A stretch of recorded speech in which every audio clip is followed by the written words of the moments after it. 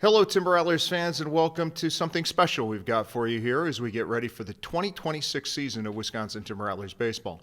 Our guest here is Matt Erickson. Matt was the hitting coach for the Timber Rattlers in 2009 and 2010, the manager from 2011 through 2021, and now currently on the Milwaukee Brewers big league staff. Of course, everybody that has followed the Timber Rattlers for that long knows Matt's story of growing up in Appleton and playing at Appleton West and playing in the major leagues and in minor league baseball and joining the Brewers system. And Matt, we want to welcome you in here as we record this a little bit before Christmas. Thank you. Thank you. Just wanted to start off, we've talked about it a little bit in the past, but you transferred from going from a player to a coach in one off season. What was that decision, or when it went into that decision, like ending the playing time and then going into the coaching and managing game? Yeah, my final season was with the Arizona Diamondbacks. I played 2 years in their system at the AAA level, was kind of the emergency stopgap guy there as a utility infielder. And I was breaking down a little bit more, and I started to have some ideas of what my life might look like out of a uniform as I was getting into my 11th, 12th season of playing professional baseball. And when it finally ended, I actually took a job as a team dealer, a Nike team dealer. And for 1 month, I went around our community as a Nike team dealer. And then I got wind that the Timber Rattlers might hook up with the Milwaukee Brewers, and it might become the Class A affiliate of the Brewers. And when that finally happened, I was approached by the Brewers to see if I'd be interested in coaching. And I told them if it's in Appleton, I'd very much like to be involved. And about a month later, I went down to Instructional League. I met with Mike Lum, who was the hitting coordinator at the time with the Milwaukee Brewers, Reed Nichols, who was the minor league coordinator, and they discussed the hitting position in Appleton. So I spent a day at Instructional League and came back to Appleton, and the next day they called me up and offered me position, and lo and behold, I now became a professional baseball coach that quick. And so the experience of playing, I think, and playing at all levels helped that transition happen pretty quickly. And then obviously being able to start that career in my hometown was pretty special. That first spring training as a coach after playing, since you were a little kid, how tough was that transition to being a coach then? It was tough, and you're warned about that from former coaches or former players that are now coaching. And there's no doubt, because physically your mind is telling you that you can still do some things on the field, but you got to try to step back from that and try to relate as a coach, as a teammate. I think some of the best teammates that I've had also had the ability to help coach a little bit. So, and I've encouraged that in my coaching career, that you can constantly learn from your teammates. And so instead of like jumping in and showing people how to do certain things, it was much more of a feel or a communication or a connection type thing. And then you learn the player. Everybody's a little bit different. Some guys are visual learners. Some guys need to do it. Some guys need to talk through it over and over again and get multiple repetitions. But you find the best learning practices for the individual as you make the connections and the relationships. And that's something that's learned over a period of time in your coaching career. And plus, it helps growing up in a coaching family, playing for your dad, Brice, at Appleton West, Appleton West, and seeing how he handled things, right? Yeah, well, he just handled things with a strong fist. Like he didn't do it his way; he just pounded it out of you. No, he was great. He was really the first example that I had, not only as a father but as a coach. Fiery competitor, and he would get vocal. I mean, he would compete vocally when he coached. But one of the best still to this day that I've ever seen of explaining it after the fact, like the next day, calming down, and sitting down with a teenager and helping them understand that it's not personal when he gets excited or fired up. There's just an expectation, and he's going to hold you accountable for basically effort and attitude type situations. Obviously, we're going to have success. We're going to have some failures, but how we bounce back, how we relate to those, how we learn from those is what's most important. So coming into 2009, the Timber Rattlers and the Brewers entering that first season as an affiliate and parent club partnership. That first game, over 5,000 fans at the stadium. The Timber Rattlers win. They have a late comeback to beat Quad Cities. I think Brett Laurie had a big hit in that game. And the stands and the community was just buzzing. And that was a really special night. And what were your recollections of that game in particular? Yeah, I mean, I have to step back just a little bit. Even the first time that I came here as a player, and I don't even know what year it was, but I played for Kane County, the Kane County Cougars. And when I came back here as a player and the place was filled, and it felt like when I looked up in the stands, I knew every other person here, whether it was my second grade teacher or my next door neighbor or my family and friends. But just special to be able to come back and get an opportunity to play professional baseball in your hometown was really cool. And then that first game, we had that marriage with the Milwaukee Brewers, 100 miles down the road, and to see the fan support come out and be excited about that partnership, and then to have that kind of game and that kind of walk-off victory, it just fueled the fire for things to come. And now we're sitting here. I mean, how many years later is it? It's a lot of years later. A lot of years later. Going back to your playing days here, I was going to bring this up later, but since you mentioned it, I think I text you every year on the anniversary of it with you getting hit by Ryan Anderson in a game between Kane County, and that would have been 1998. Just relate to those who maybe haven't heard the story of how big and how hard Ryan Anderson was and how hard he threw, and just getting hit. And I think there was a reaction downtown afterwards with him as well. Yeah, we won't get into the downtown specifics, but no, for those of people familiar with professional or Major League Baseball, Randy Johnson was a 6'10" left-handed pitcher that threw the ball really hard, 100 miles an hour. And Anderson was compared to him and very comparable, and rightfully so. I mean, he was equally as tall in stature and a real live arm. And things were going well at the time. I came in that weekend and swinging the bat pretty good, and it just so happened in the first at-bat of a Sunday afternoon game, he threw one into the middle of my back. And yeah, of course there's some reactions involved, but yeah, that nothing got too crazy, just a little competitive nature on both ends, and nobody got hurt, and we ended up having I can't recall what happened the rest of the game, to be honest with you, whether we won or lost. But yeah, that was definitely a moment where it was a wake-up call for sure. Back to the 2009 season, obviously the reaction here in the Fox Cities was special due to the reaction on opening night and all of the big prospects. But I think a couple of weeks later we had the Miller Park game against the Peoria Chiefs, and that was almost 18,000 fans turning out to see a minor league game. And Willie Peralta, I think, was the winning pitcher. Jim Henderson got the save. Brock Kelgart hit a big home run. The thing that always stood out to me from the introductory press conference in the relationship between the Brewers and the Timber Rattlers was, I think it was Rick Schlesinger who said he wanted Brewers fans to become Timber Rattlers fans and Timber Rattlers fans to become Brewers fans. And I think that Miller Park game kind of really showed what that relationship could build to.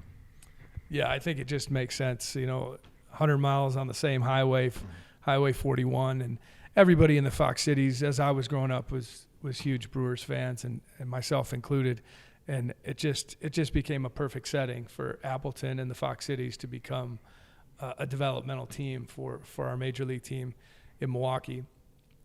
That particular game and the experience that our A-ball players got to get a major league day out of it. And the Brewers did an incredible job. Every time we went there, they gave those kids a major league day, from dropping their equipment off to having it all in their lockers when they showed up, to getting fed all day long, multiple times, and then to go out on a big league field and have the grounds crew prepare it, as pristine as it is on a daily basis, and then to get that crowd, obviously the first time, and for our players to play in what was Miller Park, now AmFam Field.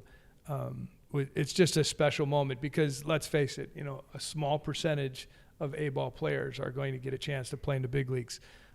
And when the Brewers gave our A-ball club that opportunity to help, make this relationship even tighter for the players and the fans, is really special.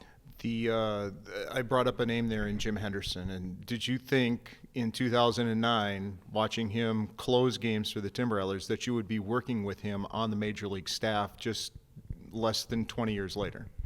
Absolutely not. But I love that we get a chance to work, or I get a chance to work with Jim Henderson, and not just Jim, but Hookie, and we have just about every person on our staff is a member of our player development group over time. You got Nestor, you got Greeny, and I'm missing people, I'm sure. But it's really special that I think that Murph recognizes that. Murph recognizes the importance of player development and the connection that our staff has with the players at every level. And I think we continue to do that right now. Our big league staff does have a great relationship with our minor league staff. There's not a real disconnect. It's important for all parts of this to work together. So to watch Jim close games, I knew he wasn't going to be in Appleton very long, and obviously he was coming back from an arm injury, and then once he got to high A, really pitched well, and then jumped through our system, and then had some couple great years of being a closer or leverage innings at the back end of the bullpen with the Brewers. Chris Hook was the pitching coach for the Timber Rattlers in 2009, 10, and 11.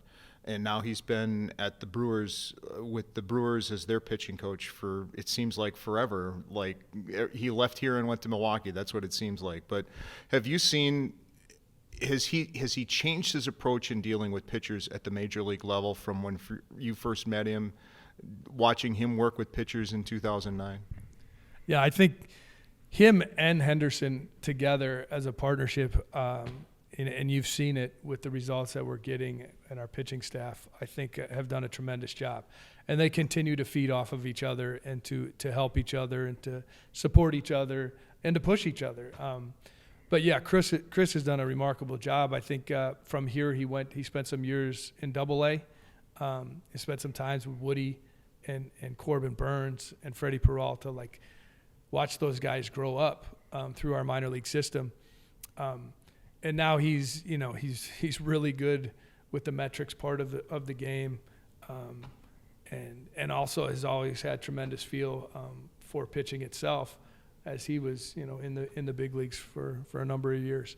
But yeah, we're truly fortunate. There's people that are trying to break up our major league staff every year, and we're fortunate to be able to keep this group together. You bring up advanced stats and metrics and all of that. Back in 2009, getting a game plan together and a scouting report together was a heck of a lot different than it is getting ready for a major league game here in 2025 going into 2026. Yeah, Chris likes to talk about this. He'll bring it up in the office once in a while about our first year together. I was the hitting coach, he was the pitching coach, and we're collecting DVDs, blank DVDs, and putting them into our computer and then trying to clip like individual moments. We had no video guys. And the staff was basically just the the manager, the hitting coach, and the pitching coach, and you had your trainer. And now, obviously, minor league staffs are much bigger than that. Major league staffs are much bigger than that. We have video guys. We have a number of guys behind the scenes that are coming up with probabilities and all kinds of metrics, which is wonderful. I mean, the information in the game is great. It's a tremendous starting point. And then being able to use the information, sit down with the player, give them that information, and then challenge them to use their eyes and make adjustments on the fly is I think what the Milwaukee Brewers are doing pretty well. What did you learn from that first year as a coach in 2009 that you've carried forward to today? Patience. And communication is huge. When you first get into it, you want to help. You want to help everybody. It's why you have an appreciation for the game. You understand how hard it is. You think about the coaches that have helped you and have influenced you and what you liked and what you disliked. And then just being your authentic self. That's something that Murph talks about all the time, right? Being authentic and being honest. And I think players really appreciate the honest coach. We have guys that are very, very positive. We have guys that like to teach when things are negative, or bring up the criticism all the time. I think it's very important to let them know when they're doing something right, and to let them know when things need to improve or their preparation might not be good, or how can I help you to build a better routine in your day. So just I think being your authentic self and being honest with the player builds a respect. And then if you have that respect, you're able to build a relationship, and then obviously they can trust you and what you see, and then ultimately it frees them up to make adjustments and play the game. Okay, I'm going to move forward to 2010, and we're not going to go through the whole season, but I'm going to throw some names at you here, okay? Right. And I'm going to start with an opponent, and he's probably still one of the best players in all of Major League Baseball, and that would be Mike Trout, who was a Cedar Rapids Colonel in 2010. And I kind of joked that when the Timber Rattlers got sold, they needed to talk to Mike Trout because he owned the Timber Rattlers that year because he was so special. But, you see him as a high school first-round pick coming out of New Jersey playing against you. How do you scout that and write that up, and you say, yeah, this guy's going to be really, really good? Yeah, we obviously a tremendous talent, all the tools, right? He showed physically he was just stronger than everybody, faster than everybody. Ironically enough, he had a kind of a steep swing at that time in A-ball. He hit the ball on the ground, and then he would beat it out to first, then he'd steal second, steal third. So I was kind of hoping he'd hit the ball up in the air a little bit. But now, obviously he's got tremendous power as well. But when you see those guys and all the guys that come into this clubhouse and to step on this field have some major league ability, right? Might not be good enough to play in the major leagues, but have something that you can see might present on a daily basis in the big leagues. So tremendously talented kids just to get an opportunity. But when you see somebody that special that can run, can hit, has power, that sticks out on a daily basis, and you're like, that's the wow factor. And he was obviously one of those kids right away. Chris Davis set the home run record for the franchise that year with 22 home runs, and I just remember him being able to just hit it out whenever it seemed like he needed a home run. He would come through with a big home run, and he would go up and he would play at the big league level for the Brewers and for the Athletics, and he would hit a lot of home runs. And what did you see in him in 2010? Yeah, polished college hitter, and with a routine. You could see that he was coached and he had a routine for an extended period of time. He wasn't searching for preparation even at A-ball. Some of the guys come in and they're searching for how to get ready for a game. He was advanced when it came to the preparation of hitting. And he had a very, very unique deal. He would swing. He wanted me to throw him pinto beans, and he'd hit it with a broomstick. That was like out here at the bottom of the steps in the parking lot. So we had pinto beans all over the parking lot for a while. But then he would carry that into a soft toss routine into the cage. And then everything in batting practice was middle the other way for the first couple rounds. And then ironically enough, he wasn't really a home run hitter. If you check his numbers growing up and through high school and into college, he was a line drive guy. And he ended up hitting a lot of home runs that year. And he was invited to the home run derby in the Midwest League. And we were in Kane County the last series before the home run derby, before the All-Star break.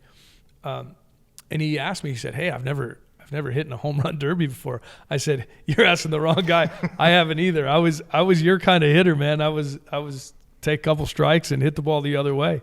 Try to hit the ball where it was pitched. Didn't hit a lot of home runs. But I asked him, I said, who was your favorite hitter growing up? He said, Ken Griffey Jr. I said, all right, man, we got 3 batting practices. Your last round every day, I want your hat spun around backwards. You get into a Ken Griffey Jr. stance, and you try to hit everything. You try to elevate everything to the middle of the field and see how far we can hit some balls. And sure enough, a few days later, we had some fun with that for 3 days. And it wasn't great, to be honest with you. And then a few days later, I didn't watch the All-Star game in the home run derby, but we were on the break. But I read in the paper that he won the home run derby, and then I saw a clip, and sure enough, he had his hat on backwards, and he was hitting balls. I believe it was in Fort Wayne. It was in Fort Wayne, yeah. But that was a neat deal, and then nobody could have predicted him getting to the big leagues, and then for 4 consecutive years, I think had more home runs than anybody in baseball for 4 years. Yeah. Which is obviously a tremendous credit to him and how he turned himself into a power hitter.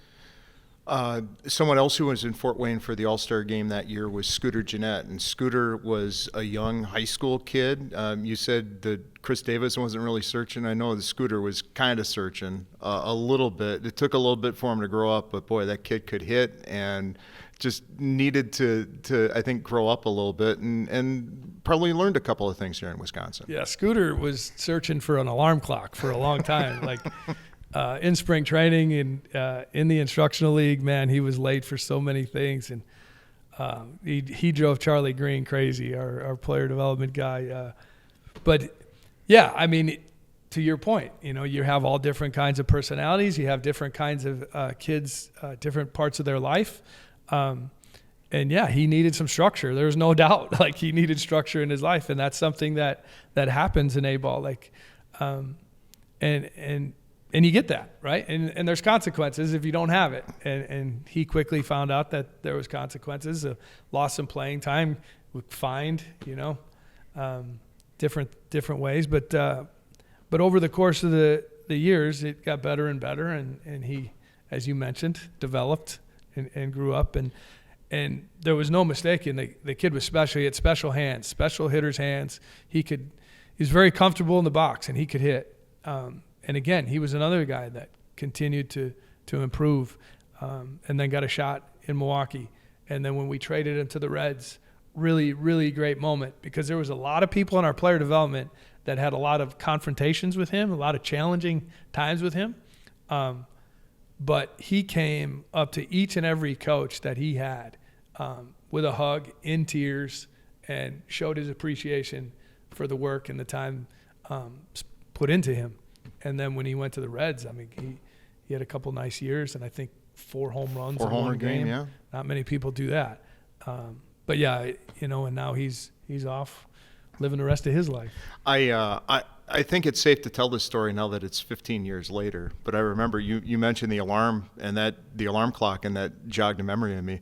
We were going to, I think, King County, and he and Devontre Richardson were roommates, and they missed the bus that morning. And somehow they got, the bus is like, hey, I think Jeff Isom's like going, they're not here, we're going, we're out of here. And they joined us later that afternoon. Either they drove down or had somebody drive them down or whatever. And Scooter comes up to me almost in tears, going, please don't say that I missed the bus on the radio. And I've never told that story until today. Yeah, and it doesn't happen much. But, we lined it up. Jeff Isom was our manager. I was the hitting coach at the time.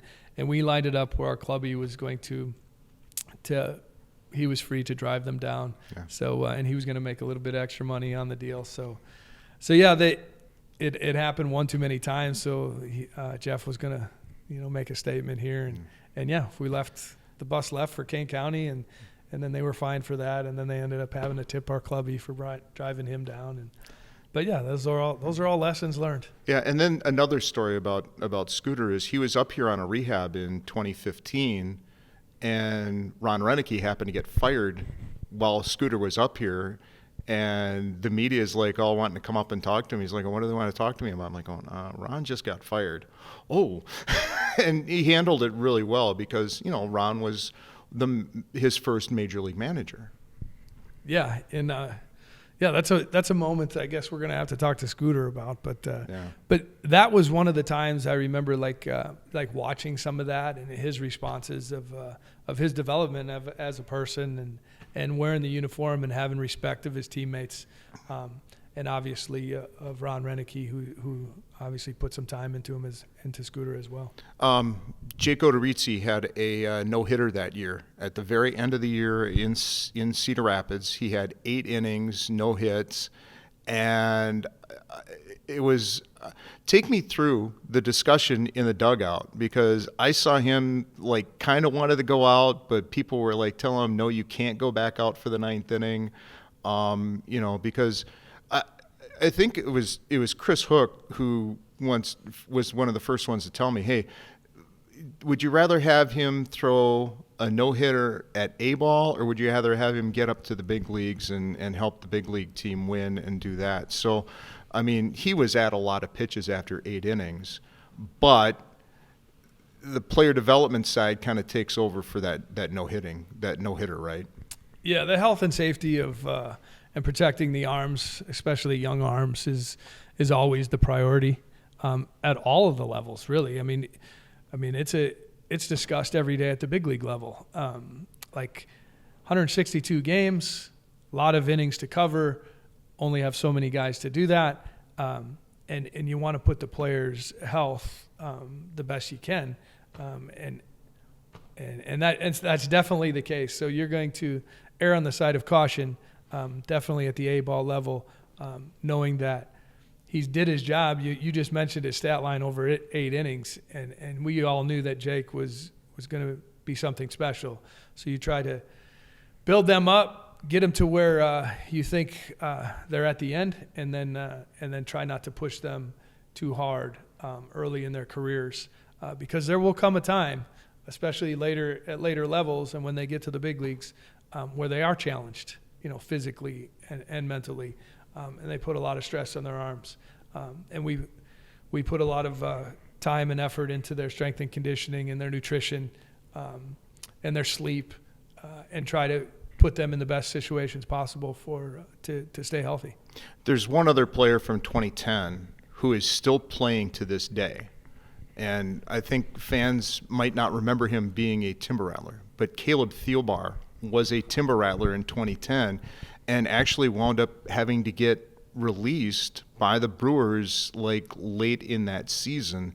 But here he is helping the Cubs make the playoffs and facing the Brewers in the first round of the playoffs here in 2025. And what do you remember about Caleb Thielbar at that time? And have you had a chance to run into him or talk to him at all over the years? Yeah, never get rid of an athletic left-hander, ever. That was the lesson learned there.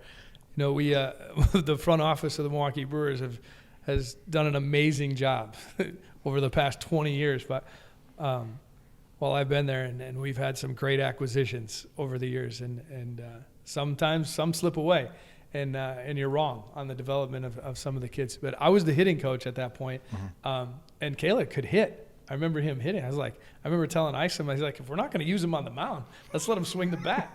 Let him run after the ball in the outfield and hit. But it's truly remarkable to see, his career, because, I think he was out of the game for a while. He got to the big leagues, and then he was out of the game for a while, and then he came back into the game. And I don't know the whole story, but relentless, and still very, very effective out of the Cubs bullpen last year. It's great to see those stories. And when you get to meet somebody, as a young man, and things don't go exactly as planned, and they continue to strive for their goals and to keep pressing on, and then to get rewarded for it, and then to still be having some success this late in his career is pretty remarkable. So after 2010, going into the 2011 season, you're named the manager of the Wisconsin Timber Rattlers. How do you find that out, and how excited were you to get your first chance managing? Yeah, Jeff Isom was the manager for the first 2 years while I was the hitting coach.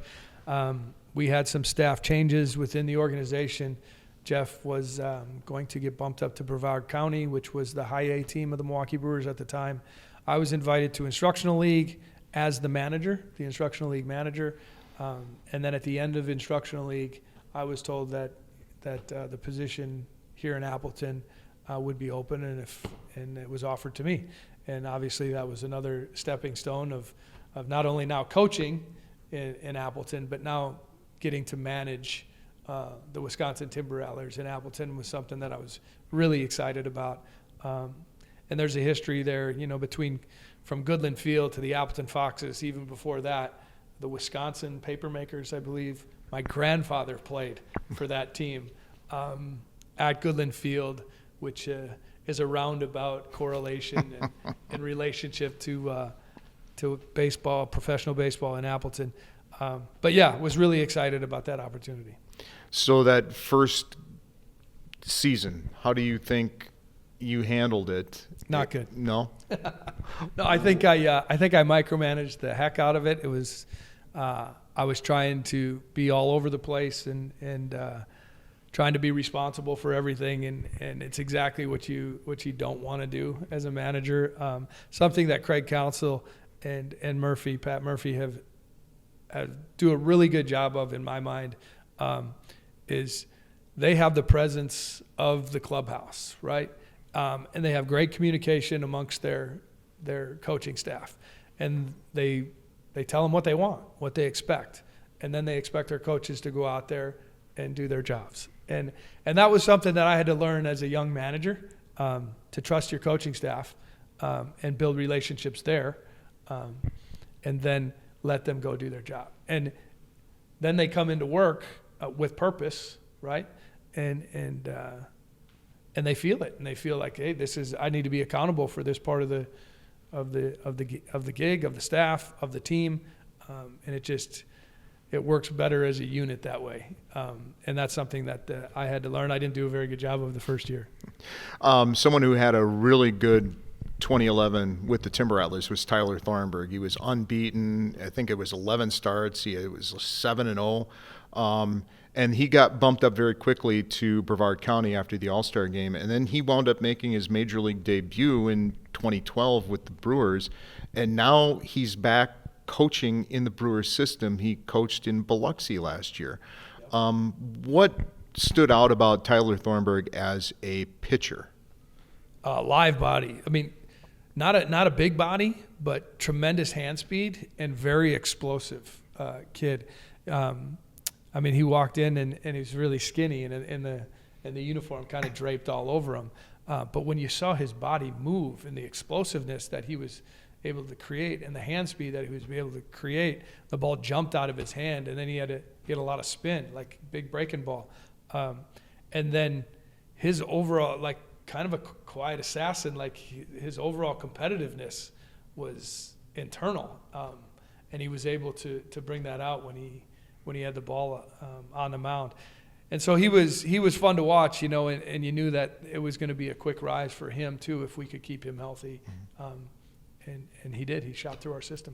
So you learn in 2011 and you come into 2012, and Thornburg and Kyle Heckathorn were prospects in 2011. You had a couple of good prospects, but in 2012, I know we've talked about that team not being loaded with prospects, and the Brewers kind of told you, hey, we don't know what kind of team you're going to have.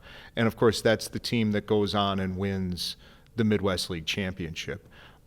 Just how did you approach that 2012 season, your second year as the manager? Yeah, each year is different, and it's kind of a clean slate.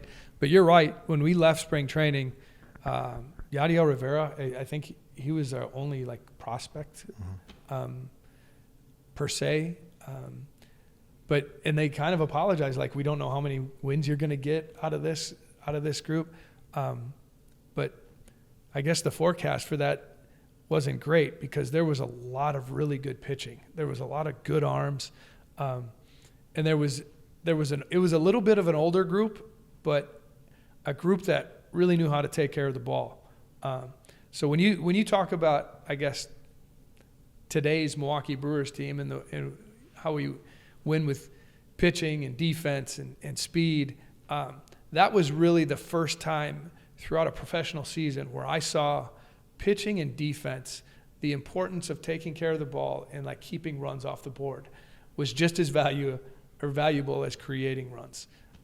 And that team was really, really good at it as an A-ball team. And we had a number of arms that came through the system that year and through this clubhouse, but they kept pounding strikes with efficiency, and we had a really good infield. We had an outfield that ran down the ball. I remember looking at one point in the middle of the year, we had the best record in the league, and there was unearned runs. I mean, I think like the next best team had 40 more unearned runs, and it was just as it trickled down through the stat line. That team really was good defensively. They also were willing to scrap, because one of the games that always stands out from 2012 is a game against Burlington early in the season with Carlos Gomez on a rehab assignment. And the Burlington pitcher was like up over 100 pitches, but Aaron Nakula wanted to have him kind of be a little uncomfortable and try to finish the eighth inning. Well, it's a 2-run game, 2 runners are on, and here comes Carlos Gomez, and Carlos just launches one to the moon for a 3-run home run, and he's going to celebrate no matter what level. And the Burlington dugout starts chirping at him. He starts chirping back. Max Wallace, the next batter up, he gets hit. And just take us through that, what you remember of that. Sure. I just had this conversation with Carlos this past year. I saw Carlos in Miami when we were down there playing the Marlins. And his son came out and worked out with us a little bit. And then Carlos came up for the home run derby that we had, or the alumni weekend that we had in Milwaukee. And he still looks like he could play. Yeah. Like, what an athlete he is. But that particular night, Carlos Gomez, I mean, he plays with swag and energy. It doesn't matter if he's playing in Milwaukee or if he's playing in a low A game. And a credit to again, the atmosphere that we create here in the middle of the summer.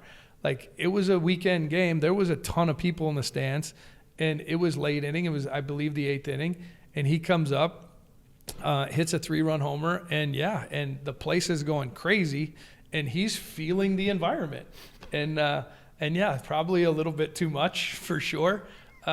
Burlington did take exception of it. I knew their manager. Their manager was not real happy. He immediately went to the mound.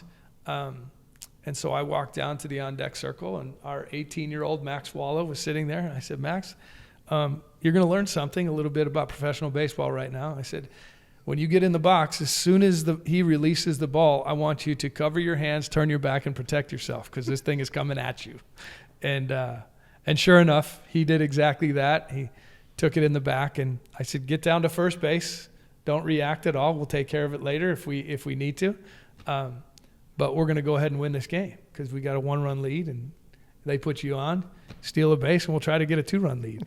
And he did a great job of dropping the bat, running down to first. And Carlos came out of the dugout though. Like, Carlos was wanting to defend his teammates, even though he was here for one day. He wanted to defend his teammates, which is great. His character and the way he went about it was just exciting. You brought up Yadiel Rivera earlier, and he had the big home run against Beloit in extra innings that clinched a tie for the division. And then, like, about 45 minutes later, I remember the Peoria game against Kane County was on the radio, on the speakers in the stadium, waiting to see if Peoria was going to beat Kane County and have the Timber Rattlers make the playoffs for the first time since since 2003. And that was a special moment for Yadi, talking about playing with swag and getting excited, but also a special moment for the organization and for the Brewers to get to the playoffs for the first time here in Wisconsin. Yeah, and that team, those games against Beloit that year were intense. They were special. Beloit had a great team. I mean, you can argue the fact that, they had way more talent in that clubhouse than we did on our team that year. But every game we had with them seemed to be a playoff kind of game. And then to be able to, clinch on that game or the potential of clinching based on what happened a little later in the Peoria game. But yeah, those are good times. Those are the kind of intensity and games that matter that you want to be involved in. And you get players over the years that rise to those occasions, get those opportunities, and they become special moments for not only the player but the team and the fans that are at the game. So we have the situation with Burlington in May, and then they're the first round playoff opponent in September. And you have to play a weekend series in Burlington to wrap up the season, and then play game one of the playoffs down there, and they wind up shutting you out in the first game. Come back, and you get back-to-back shutouts by Chad Pierce and David Goforth. And just two guys that were tandems earlier in the season. They were pitching on the same day, but I think David Chavarria at one point said the training wheels are off. Yeah. And both of them wind up with complete game shutouts, just dominant starts. Nick Ramirez came up with some big hits, and I think Ben McMahon had a home run in there. And those two games at home to move on to the next round, your thoughts on those two games? Yeah, even after losing that game in Burlington, and knowing that now it's win or go home, and it was just a best of three, and we had two games coming to home, we set up the pitching rotation to where we knew Chad Pierce was going to pitch game two, because he had an undefeated record at home that year. Didn't lose in our stadium, in our whites. And so we felt really good about, and he was pitching well at the end of the season, felt good about that game. And then David Goforth probably had our best arm. So if we could win game two, I felt really good about what we were throwing out there in game three. And then, as we mentioned, with the way the team played team defense, and David, our pitching coach, was adamant about efficiency. Like, how quick can we get, outs or contact, race to three, and then if you get into leverage counts and you win those first three pitches and you get a 0-2, 1-2 count, now you've earned the right to go strike somebody out. But can we get soft contact? Can we get a ground ball early in the count? And those two kids on those particular days back to back did a tremendous job, and our defense answered the bell where they ran through 9 frames in 100 pitches, and you just don't see that in today's game much. Yeah, and the Midwest League playoffs at that time, a lot different than they are now because you have a day off for travel. Back then, it was 3 rounds, best of 3. You played in Burlington. You get on the bus, you come home, you get home at 6 a.m. You play game 2, play game 3, and then the next day you have to get on a bus and at 7 o'clock in the morning and drive down to Clinton for one game, get on the bus and come back. And you had it was Chad Thompson in game 1 in Clinton, a game the team won 9-1, and then game 2, Mark Williams was outstanding that night, and the team won. They really wanted to win that in 2 games just to get a day off before or a couple of days off before the championship series. Yeah, the travel in the big leagues is a little better than the Midwest League at the time. Yeah, to your point, once you get to that level, and I mean Burlington, that's the farthest we go. I mean, when you're talking about our side of the division, that's not easy. Driving through the night and getting up, but these guys, that's what they've done right for the last 6 months. So it wasn't like it was brand new to them, or like you just working a day job Monday through Friday for a few weeks, and then we ask them to do that. That was their livelihood. That's what they do, and they were feeling it after that first series when we were able to win game 2 and 3. They had fun on that bus ride to Clinton. And then they really showed out in game 1.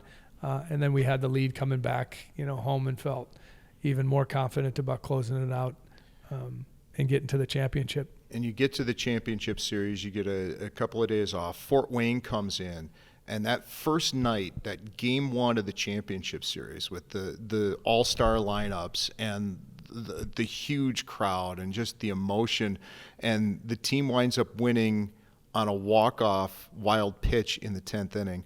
There's a couple of moments in that game that always stand out to me. I know Jacob Barnes was on the mound. The team was up. He had 2 on with nobody out, and the team almost turned a triple play to get him out of that inning, but wound up giving up a run and get the game tied. But before we get into the emotion of winning that game in the walk-off, what do you remember of that championship game, series game one? Yeah, Fort Wayne, as you mentioned, a really good lineup. What a great setting. I think at the time, being able to play here and getting the support that we got here all year, and then going to Fort Wayne, and they got a beautiful park right downtown. It's a little big league is what our players would call it. And just having that environment in game one of the Midwest League Championship there was instant energy to it. Wasn't like you had to try to create anything. Guys were ready to go. I just remember being really excited for them, and then feeling their energy and their excitement to get out there and play for each other. The walk-off was Rafael Nada at third base, Nick Ramirez, who had, I think, 4 or 5 walk-off hits that year and several big hits throughout the season, is at the plate. And I'm in the booth thinking he's going to do it again, but it's a walk-off. And Rafael Nada is the guy who comes through and scores. And just the emotion of winning that first game. This is what baseball, it's what makes it special. Yeah, it's probably the most uncommon event happening with probably the 2 slowest guys in our lineup, right? At the plate and at third base. But anytime you get a guy to third base, there's all different ways that you can put pressure on the defense, and obviously the catcher has to keep the ball in front or the game's over. And to their credit, obviously they did that. But yeah. Going back to those 2 guys and to Ramirez, I think we talk a lot about how well this team played defense. But I do remember in the playoffs that year, they hit quite a few home runs, and there was quite a few sack bunts from Brandon Macias and Chad Stang at the top, like getting on base and getting him over, and then being able to pop a home run was key, along with the pitching and defense that was going on, and it's what catapulted us to get the trophy. Yeah, Brandon Macias in game 3. I mean, Fort Wayne does win game 2. We had to play that in an afternoon game because we were going to be up against a Packers Thursday night game. So, and plus we had to clear the stadium because the renovations were going on too. But I remember game 3 down to Fort Wayne at their ballpark, and Brandon Macias comes up with a big 3-run home run. Adrian Williams had some big hits in that. Lance Renicky had a big hit in there, and guys build the lead, hold on at the end, 10-8, and put you 1 win away in Fort Wayne. That game 3, that one was always really special when I look back on it. Yeah, and you get some contributors, guys that didn't really contribute a whole lot offensively throughout the year, as you mentioned, with Renicky and Adrian Williams, but great, really good defenders, and usually put in the game at the end of the game to defend. But yeah, you never know what you're going to get, or each game is way different from day to day, and the scenarios that you get in, the situations that you get in, whatever situation that is, you got to do the best you can, and we happen to have some guys that were ready for those moments. Game 4, it's tied late, and in the 7th inning, it's tied at 2. Nick Ramirez comes up with a 2-out, 2-strike, 2-run double. Team's up 4-2, and you call on one of the newest guys on the team, and Brent Suter, to come in and close it out. And he winds up throwing 3 perfect innings to close it out and win a championship. Yeah, what a great acquisition for us through the draft that year. Brent Suter, we didn't know he was going to be as effective as he was, at the big league level down the road. But a guy that came from Harvard, big personality, and instantly threw life into our clubhouse. And we used him in a multiple of different ways out of our bullpen, at the end of the season. And then when we got to that scenario, we really wanted 6 outs from him, but he was so efficient in those 6 outs with such as, minimal pitches. And then we had 2 out of the next 3 hitters in the lineup were left-handed. He looked at David, we had the conversation. He's like, there's no way we can take him out. So we put him back out there, and sure enough, he was the right guy for the right situation, and was able to get the final outs. You mentioned big personality, and that reminds me of his first road trip with us. We had this thing at the time where if it was your first road trip, you had to go up to the front of the bus and tell people what your signing bonus was, where you went to college, and then you had to answer 3 questions. And at the end, somebody said, and you can beatbox too. And Dusty Rhodes, who was the hitting coach at the time, looks around and goes, beatbox, what's that? And then here's Brent Suter doing a beatbox for Dusty Rhodes and for the team. Yeah, you find out the hidden talents of our players on our bus trips for sure. And it's always fun to give the guy the mic and to have the teammates ask the questions and get to know a little bit about their past history or their upbringing or their special talents. And in Suter's case, who knew, man? He could beatbox. He was musically inclined. He could sing a little bit. And he was definitely not afraid of the microphone. That's for sure.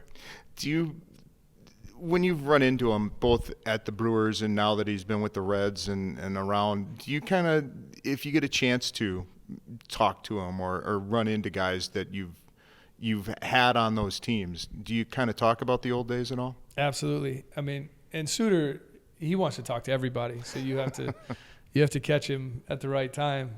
But I mean, yeah, each of the last few years when he was with the Reds, whether we were in Cincinnati or in Milwaukee, he's always out early wanting to chat. But yeah, it's whether it's him or anybody that put this uniform on that you spent a summer with, you've built some relationships, and those relationships are on and off the field, and you get to know these guys, and then they go on and they get married and they have families, and you learn a little bit more about them then too, and it's fun to keep that connection in the baseball world and not only follow their baseball lives but their personal lives as well. Yeah, a name that's kind of come up here in the 2012 discussion is Chad Thompson. He was kind of battling some health issues coming into the season. He joined a little bit late, but he wound up throwing the first 6 innings of a no-hitter at Clinton earlier in the season. And then when you needed him in that Game 4 at Fort Wayne, he went out and pitched one of the best games he could actually pitch. And I remember even Jeff Paxson talking about how gutty that performance was. Tremendous. And he wasn't 100%. But he gave us everything he had, and he competed his butt off with what he had that particular day. I remember he was not lighting up the radar gun by any means. The fastball was below average. He showed tremendous command of his changeup though, and that's part of it. Like when you go to the mound and you don't have your best stuff, and you got to figure out ways to get people out and find what you do have that day, and make adjustments on the fly. And those are the kind of outings and experiences when you see players do that, and grab that and have some success with it. But yeah, truly a gutty performance that particular day from Chad. So you guys win the championship, come home, and there's people waiting. I had to give updates on texts when, hey, we're in Fond du Lac, we're in Oshkosh, we're on the way, we're going to be there, and just the reception from the community and from the front office. Plus, you're walking in and you're seeing the stadium's kind of half torn down because we've already started on the renovations for 2013. Yeah, any championship season that you have, I mean, there's obviously some great things have to happen amongst your clubhouse, amongst your team. And then the support that you get is usually goes along with it and it is a part of it. And you never know at the end of a minor league season what kind of support you're going to get, because now school's back in session, and people are moving on into the fall. But it was amazing, and it was awesome to see the community come out and appreciate that team and the run that they had that summer. A lot of really, really great nights of entertainment out here in 2012. So coming back in 2013, obviously everybody's thinking, oh, they'll just go back out and do it again. But that's not the way that minor league baseball or baseball works in general. No, like I said before, each team, each year, it's a clean slate, and a lot of times it's a brand new team with completely different players. And from a developmental standpoint, especially in low A ball, I mean, you could have a really young team, you could have a little bit older team, you could have a little bit of a mix. But it depends on, where you're drafting that day, how well your draft is that year. It's not like you're taking acquisitions, from other teams and trying to pool everything into one team at the big league level. You're kind of stuck with the talent pool that you have that particular year. Sometimes the talent level is at the median with the league. Sometimes it's a little bit below. Sometimes you got a little bit better talent. And I found that out over the decade that I was the manager here with the Timber Rattlers.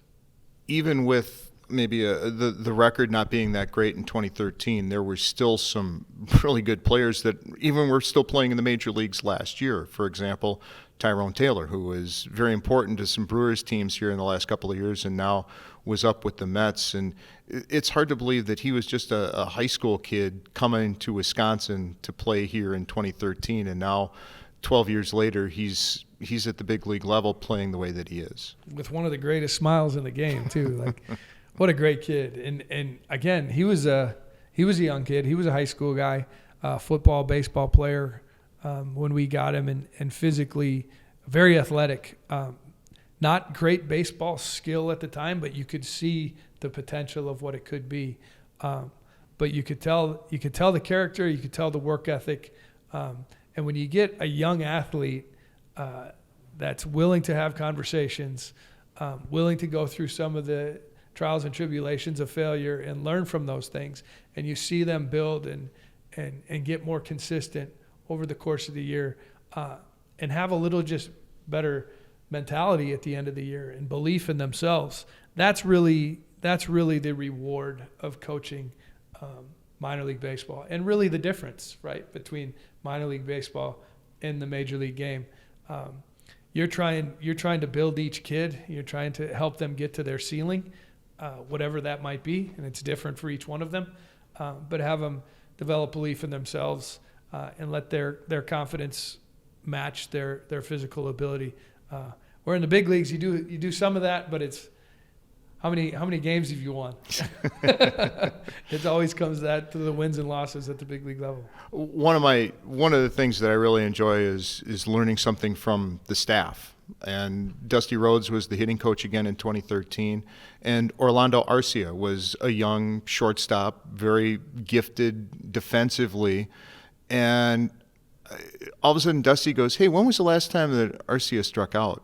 And I'm like going, you know what? You're right. It's been, and he had been on it was more than 30 at-bats or 30 plate appearances without striking out, which is very unusual in this day and age for baseball, especially for a young player. And you saw the baseline for what he could become as he made it up to the big leagues and eventually, still playing to this day. Yeah, you could see him as a young kid in instructional league. Like his defensive ceiling was off the charts. Like you knew he was going to be able to play shortstop in the big leagues even as a teenager.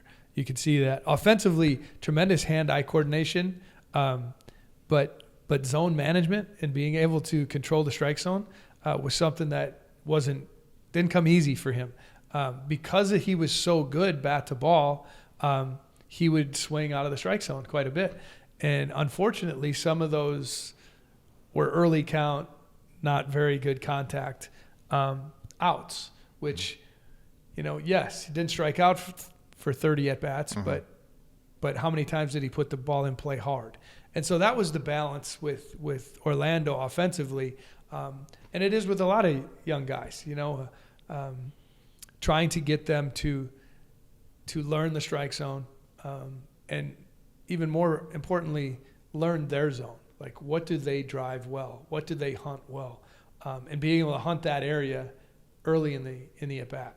And as you get leverage counts, learning and having the discipline to stay into that zone and not settle for marginal pitches. And that's something that really good hitters, I think, do really, really well. They're able to hunt what in the strike zone, what they hit well, and have the discipline to stay off the other stuff. All right, just to the 2014 season, another playoff season, and we'll get to the playoffs here in a little bit, but we were talking earlier about you telling Max Walla, hey, you're going to get hit here. Well, 2016, there was Taylor Brennan. He had hit a late home run or a late grand slam against Cedar Rapids. And yeah, and the Cedar Rapids, they were the Twins, and it wasn't the Cedar Rapids staff. It was like somebody from their player development staff that was really upset with how Taylor was celebrating the grand slam. And basically you tell Taylor, hey, you're going to get hit tomorrow in your first at bat, so we're just going to bat you leadoff, and we'll just let it happen. So maybe you're a little bit clearer on the details, but just tell us what was happening with that. Yeah, you're pretty close. So on the grand slam, we're going to talk about, or it wasn't the one that I'm thinking of with Taylor Brennan, was late in the game. We had first and second. We had we were down by 2, and there was nobody out. And I told him, he came down. They went to the mound. He came down. He's like, "Do you want me to bunt him over?" I said, "No, man. You can leave the yard. We're going to let you swing the bat." And then I said, "Well, wait a minute. Let's say, how about the first pitch? You square around real early, and I don't care if it's a strike or not. You are not bunting the ball. You pull back, and then on the next pitch, you're going to hit a 3-run homer and walk this game up." And he smiled, and of course, like, you're trying to breed at the time, right? Any kind of confidence into the kid, into the moment. And sure enough, he squares around the first pitch, takes it for a strike or a ball. And then the next pitch, they're way in on a bunt coverage, and he hits the ball, the next pitch, over the hitter's eye in center field for a walk-off. And obviously we won the game, and he's feeling pretty good about it. I don't know exactly if that's when they got excited or if that was the moment they got excited, but I do remember what you're talking about. And yes, Taylor Brennan did something that they didn't like, and I don't know if it was the walk-off of that or if it was another home run, or if they felt Taylor was drawing too much attention to himself at the moment. And to be very honest with you, if I hit him leadoff and told him he was going to get hit, which exactly what happened, Taylor Brennan did something to draw too much attention to himself. So we had that discussion after the game, and because you've drawn that attention to yourself, you're going to lead off, and if it happens, it happens. We understand the scenario. You help explain the game of baseball to them, and protect yourself again. And sure enough, it happened, and he handled it like a pro and got down to first base and learned something that day. The game has a unique way of policing itself, more so in the past than it does now.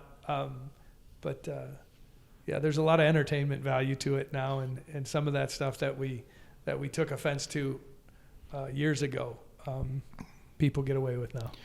You bring up entertainment value, and sometimes it's at your expense. And I'm going to bring up a play from Clinton in 2014.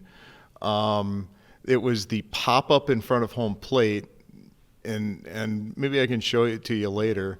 But this is Sturvin Matos is coming down from third base. Runners at first and second. There's 2 outs. I think it was a 3-2 count, too. Preston Gainey's on the mound. High pop-up in Clinton in front of the plate. Sturvin calls everybody off, misses the ball, and then winds up throwing the ball into center field with nobody there to cover, because Johnny Davis had come in from center to cover second on a play.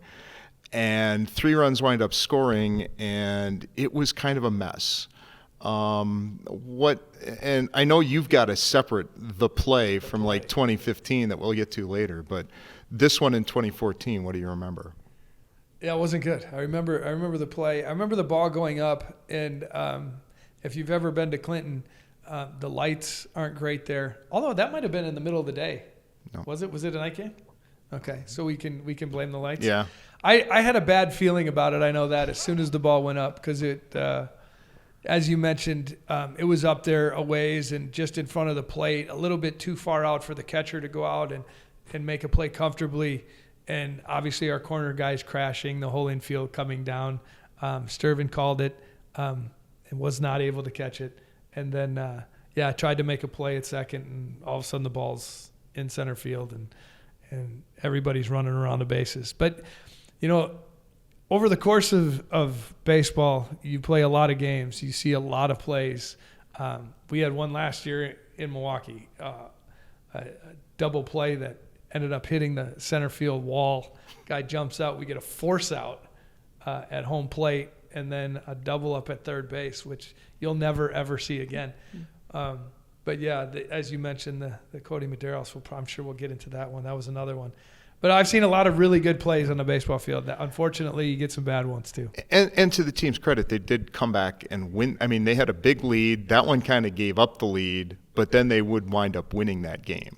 And I'm sure Sturvin had a lot to bring in his team back. So you guys make the playoffs that year, and you have to play King County, which wound up winning the Midwest League Championship.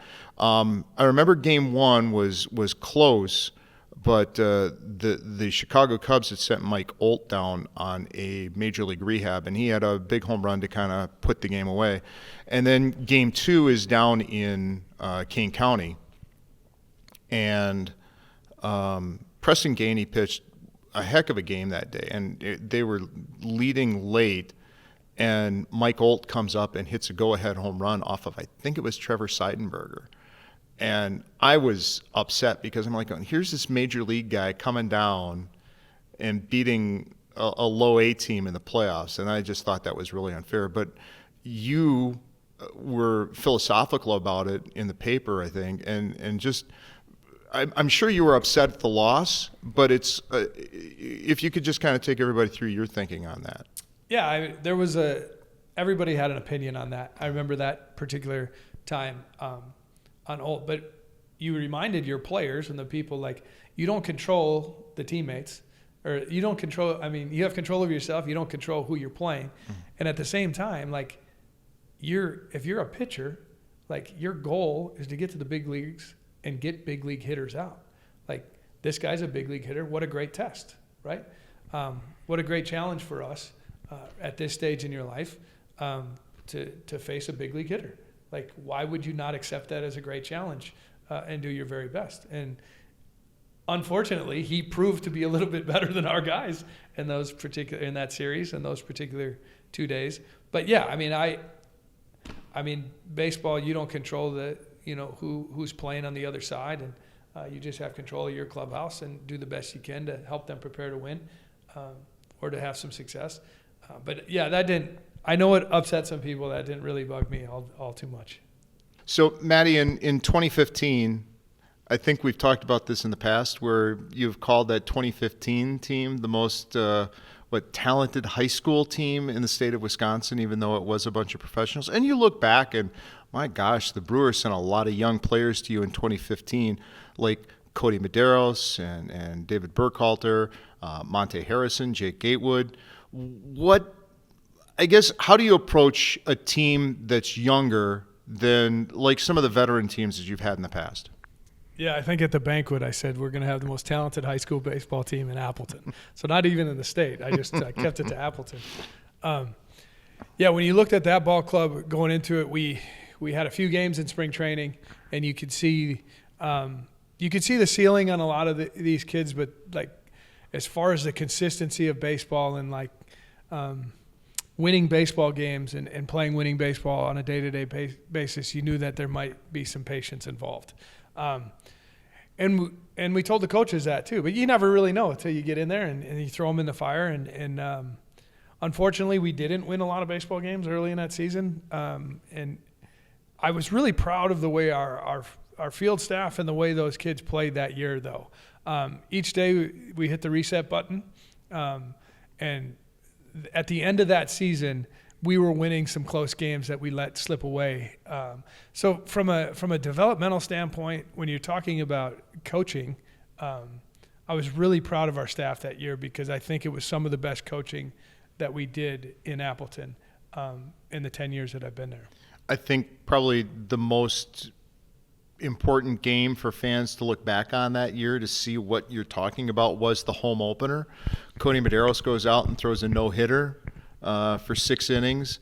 David Burkhalter comes in, throws a no-hitter in the 7th, or throws no hits in the 7th. It's 1-0, and then all of a sudden, in the 8th inning, Peoria gets their first hit. They get their first run. It's a tie game, and then all of a sudden that game winds up with a 11-1 loss, I think it was. So the talent was definitely there on all facets, but it wasn't a full 9-inning game. Yeah, the metrics people, they don't agree with me when I talk about momentum, but there's definitely momentum involved in the game, all games really. But yeah, in games like that, you mentioned it happens more often than not, where somebody's rolling on the mound and they're pitching out of the windup for the majority of the game. Then all of a sudden a base runner gets on or they give up a hit, and now you're in the stretch. And the rhythm of the tempo of the game just gets out of whack a little bit, and all of a sudden you got a big inning. And that's what happened to us that day. But again, that team, when you look at it from start to finish, was really happy with the progress. That team also is part of the reason you have something called the play. The play. This one's kind of burned in your memory, so I'm not even going to try to bring it back. So just take us through why you call it the play from the 2015 season. Yeah, so Cody Medeiros, left-handed pitcher with a good sinker, got a lot of ground balls. I remember vividly being on the top step, kind of leaning up against the rail, watching this inning. But guy steps into the box and he hits one into the ground out in front of home plate. Cody comes racing over, does a nice job of sticking it in the ground and then reverse pivot, but then throws it down the first base line. Where Minnie Munoz, I believe, was playing second base. He was in great position, actually. He was backing up the play. He was right where he needed to be. But as the ball rattled off the tarp and he picked it up, we had him dead to rights at second as the batted runner tried to advance. And sure enough, he throws the ball right in line with the runner. Our shortstop can't see it, and it goes right through his legs. And now it's out in left field. Our left fielder, Mr. Diaz, possibly, I think was out there at that time. But he got caught up watching the play initially, and once the ball went through the shortstop's leg, he reacted late, came running in, great effort on the play, tried to barehand the ball and throw the runner out at third as the ball skipped off the runner, diving into third base and trickling towards our dugout. And sure enough, right in front of me, fell into the dugout, and the guy was allowed to score. So, several miscues on the play that resulted in the Little League home run. So in 2015, this is your 6th season now as the manager of the Timber Rattlers. How do you think 2011 Matt handles that versus 2015 Matt handling that? Again, patience was the virtue, and you learn to acquire that. And when you look back on the play, and even as we watched that from high home, there was a bunch of learning experiences on that play, and not all of it was bad. I mean, there was some great effort involved on the play. There wasn't a lot of great execution, but that play probably helped me learn how to use the eye in the sky in the video, and helped me become a better coach. In future plays or in future years, when we were talking about relays and double cuts and some base running things, I think that play really helped me get more advanced with the video, and then have more team meetings to where we can look at certain plays and then get ahead of certain things, so we don't have catastrophic, plays like that. In football, they play one game a week, so they spend hours on film study, and they can break down a play. Basketball and hockey, there's always that off day where they can kind of go back and do some film study. Baseball, it's another game the next day, but film study is starting to come a little bit more into that and more of a teaching role. How do you use a play like that, or even something that happens at the big league level, as far as breaking stuff down now? Yeah, it's constant. It's a daily deal. It's part of your daily schedule, breaking down video. Whether you're the base running coach and you're hunting keys off of the pitcher, or their bullpen, or whether it's a defensive coach where you, like myself, works with infielders. Every day I'll go in, and that's one of the first things I do after lunch is I'll go in and I'll watch every ground ball that we take from the night before. And if it's routine ground balls, fundamentals, we check the positioning, check the footwork, check the exchange, and then go back. And I find it really useful when we're talking about anticipation and engagement and first step quickness. We have all of that measured now, and we talk a lot about that because let's face it, there's a lot of plays or there's a lot of pitches in a game where you're not involved or you don't get the ball hit at you, but you have to be ready every single time. So that's one of the ways we can evaluate the readiness or the engagement of our players.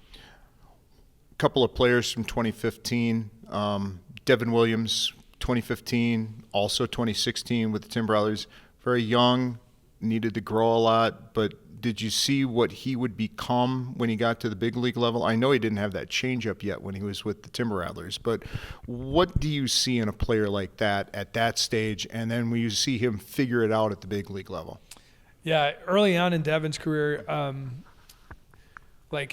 there was a slow motor, you would say, with him, and as far as some of the work and the buildup of the day.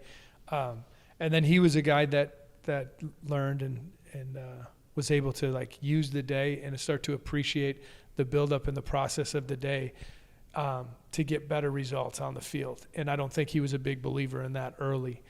As far as his changeup is concerned, he had great feel for the changeup. It was still a good pitch for him. He didn't have the action that he developed on that, where it became a devastating pitch in the big leagues.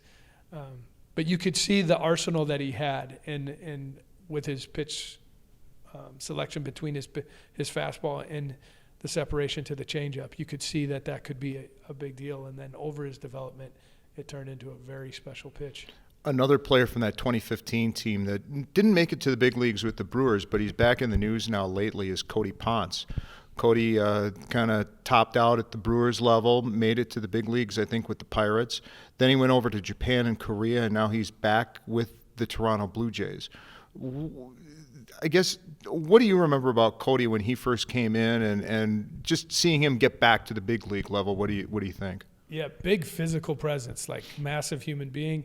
I remember Doc being really happy. Doc liked the big physical pitchers and the endurance that they could provide. But he was a guy with not only physical dominant, but big character. Had a fun personality and wanted the ball. Good competitor.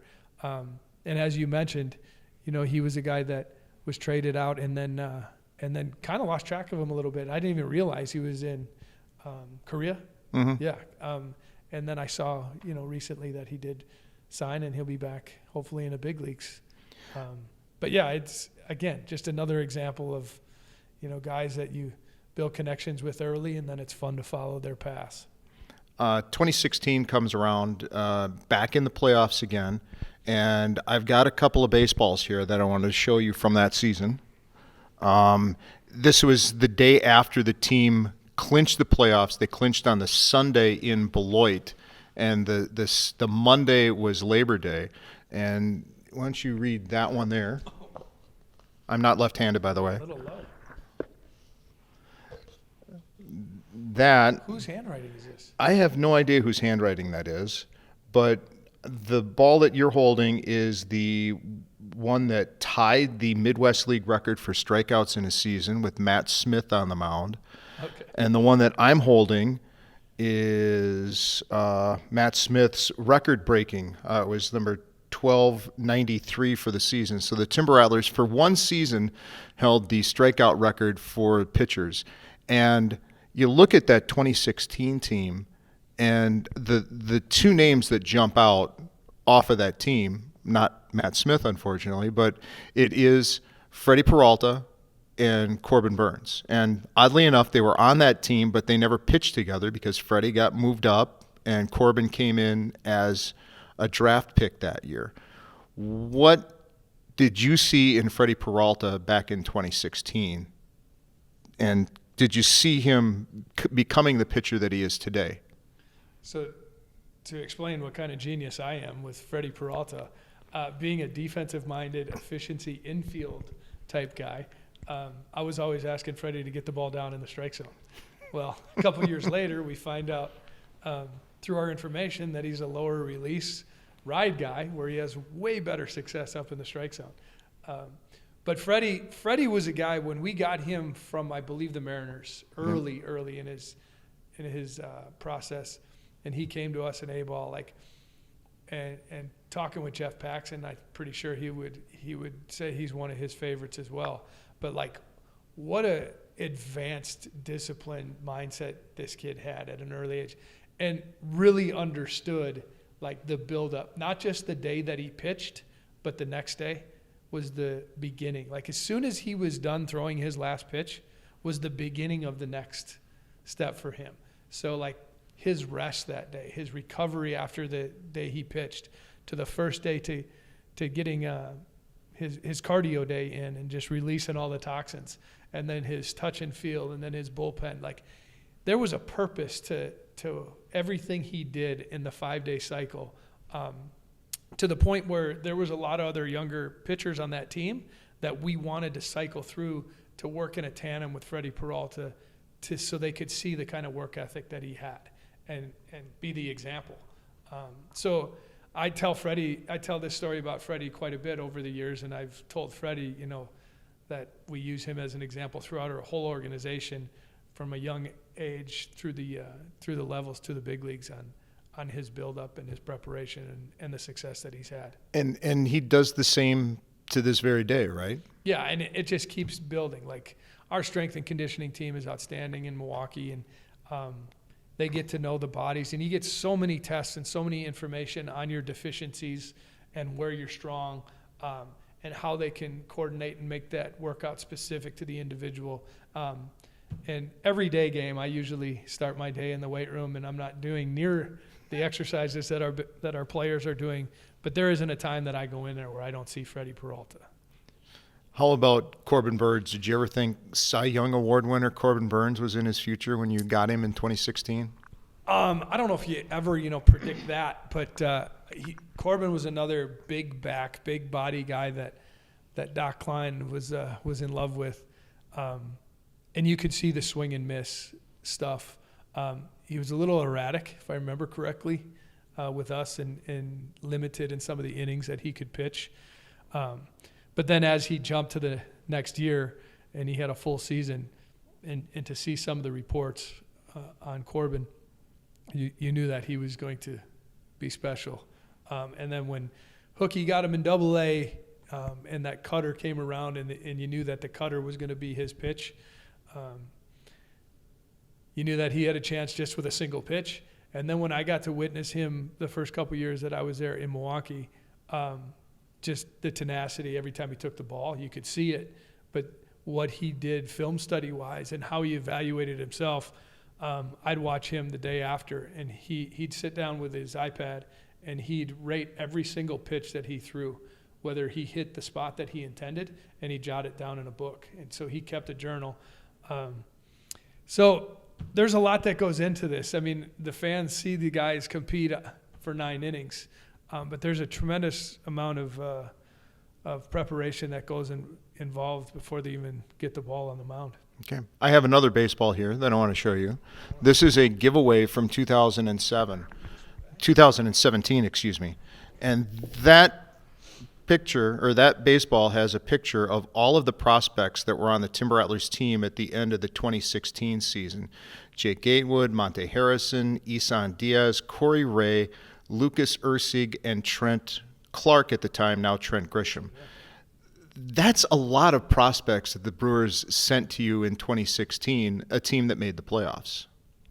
Yeah. Now this was a group, we talked about the 2012, how they were apologizing for what they were setting us, and they weren't right. But this group was expected to play well and to develop. This was an important unit for the Brewers. Player development wanted this group to move together through the system. And it doesn't always work that way, because obviously some of these guys were traded for other pieces, which always happens. You can't really predict the future in that. But I remember specifically out of spring training, this was a very important group for the Milwaukee Brewers organization. How do you, as a manager, handle a team full of prospects like that compared to like a team, like you said, that maybe there's only 1 or 2 top 30 guys, whereas that's like 4 or 5 top 10 guys? Yeah, for me, it's really no different. You get to know the player. You evaluate what he does well, and what he needs to do better. And then obviously you get them involved in their own development.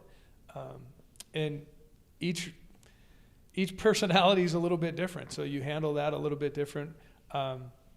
Some of the consistencies as a manager that you want to stick to are obviously effort and attitude based, and how you go about playing the game, but how they develop and what they're working on is specific to each person's need.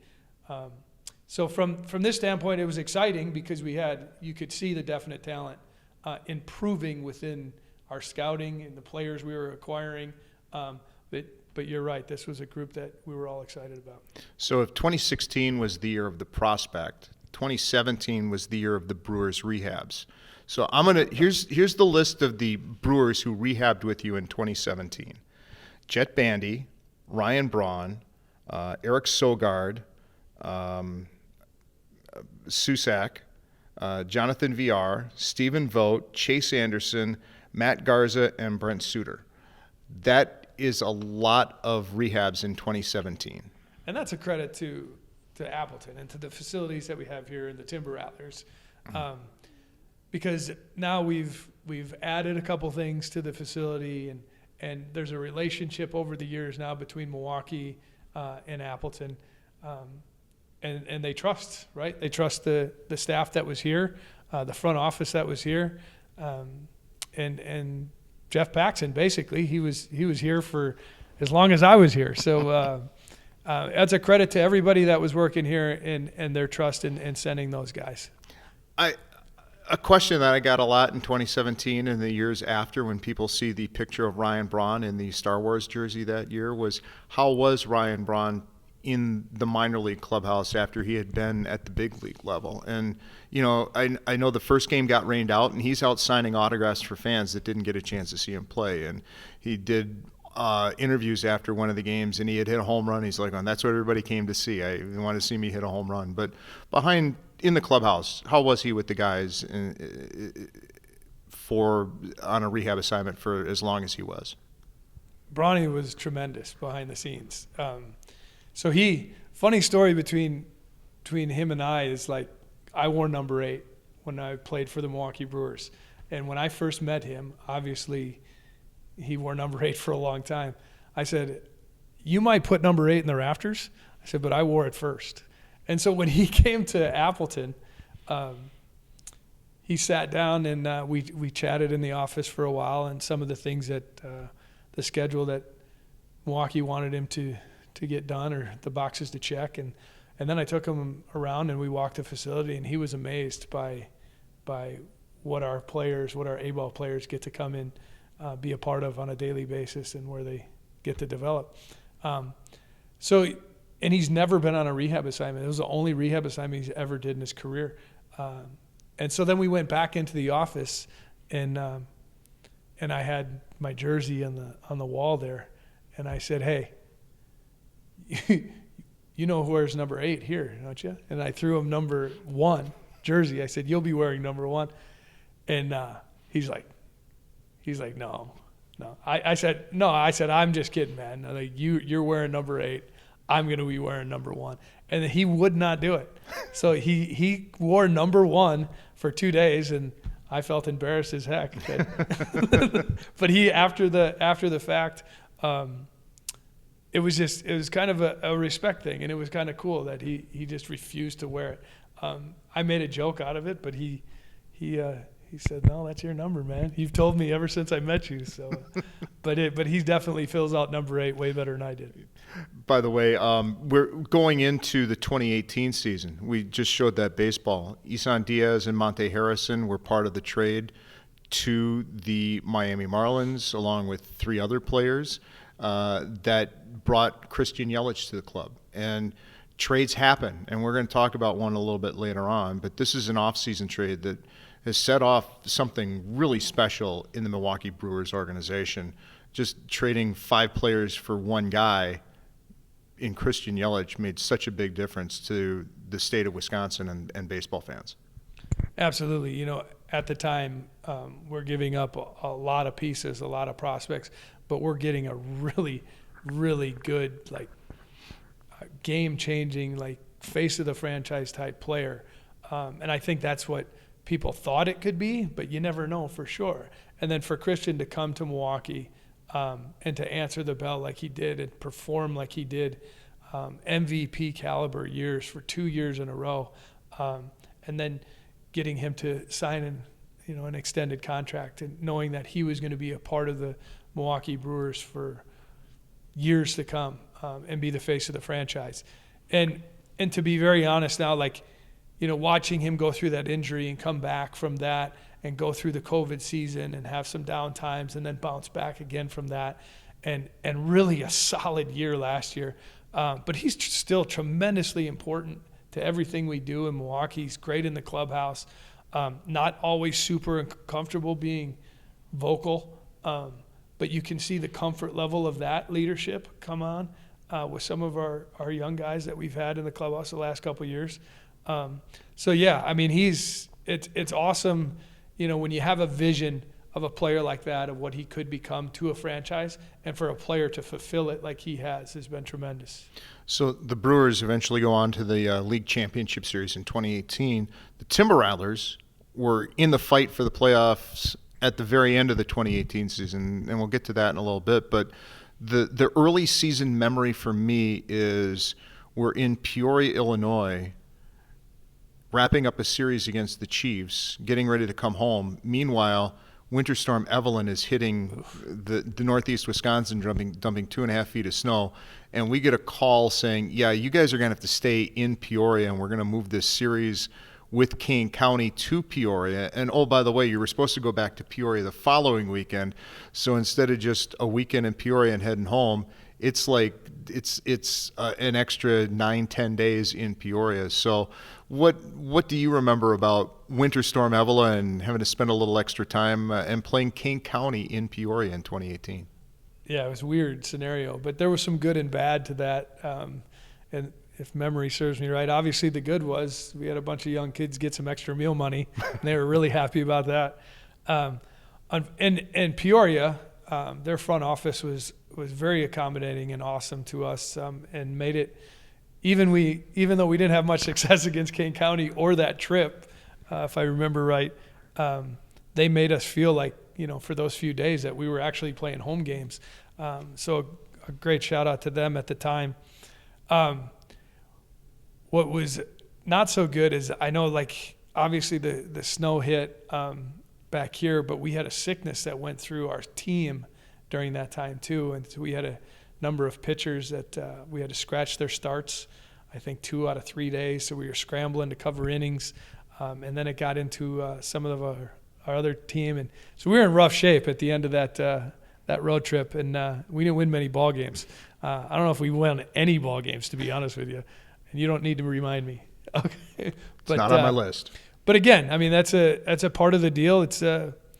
It's overcoming adversity. It's what we talk about. It's what we, challenge our players with, because it's a humbling game, right? You're going to have stretches in this game where things aren't going well and you don't feel good. But you got to go back in your confidence and your build up and your preparation, and dig yourself out of those. And that was just another thing that we had to get through that year. Yeah, and I remember the second half of the season, the team went on this incredible run where every game seemed to be down to the last pitch, and they ran off a bunch of walk-offs. There was Peyton Henry got hit by a pitch to force in a winning run.